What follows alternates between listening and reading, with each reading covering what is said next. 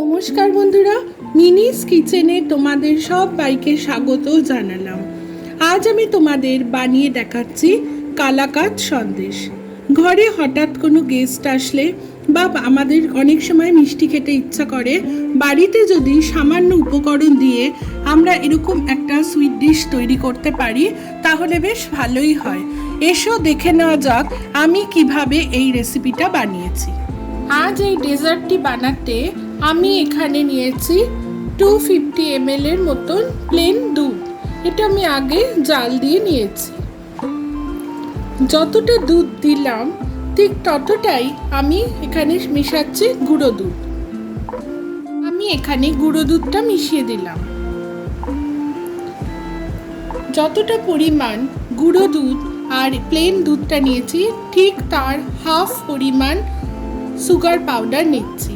তোমাদের ঘরে যদি এখানে চিনি থাকে তাহলে সেটা মিক্সিতে একবার ব্লেন্ড করে পাউডার বানিয়ে নিতে হবে। দুধের হাফ পরিমাণ সুগার পাউডার আমি দিয়ে দিলাম। এবার সমস্ত জিনিসটাকে আমি এখানে ভালো করে মেশাবো। আর এর সাথে নিলাম ঠিক 2 চামচ ঘি। এখানে যদি ঘি নাও থেকে থাকে তাহলে সাদা যে কোনো ঘরে তোমাদের যে ভেজিটেবল অয়েল বা যেটা আছে সেটা তোমরা দিতে পারো। এবার সমস্ত জিনিসটাকে আমি খুব ভালো করে মেশাবো দুধ ঠান্ডা থাকা অবস্থাতে, যাতে কোনো রকম লাম্প না চলে আসে। সমস্ত মিশ্রণটা আমি ভালো করে গুলে নিয়েছি, এখানে কোনো লাম্প নেই।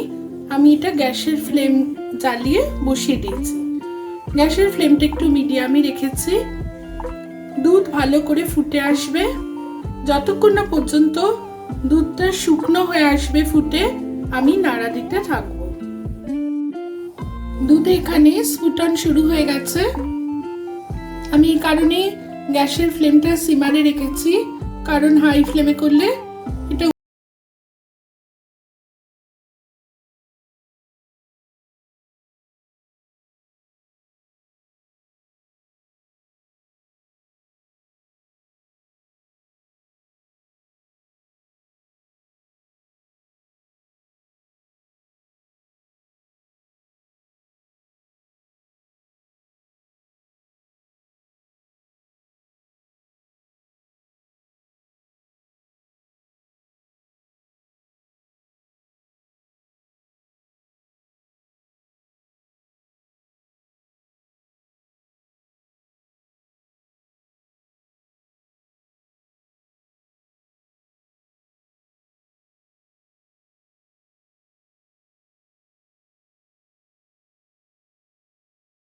একেবারেই শুকনো হয়ে এসেছে।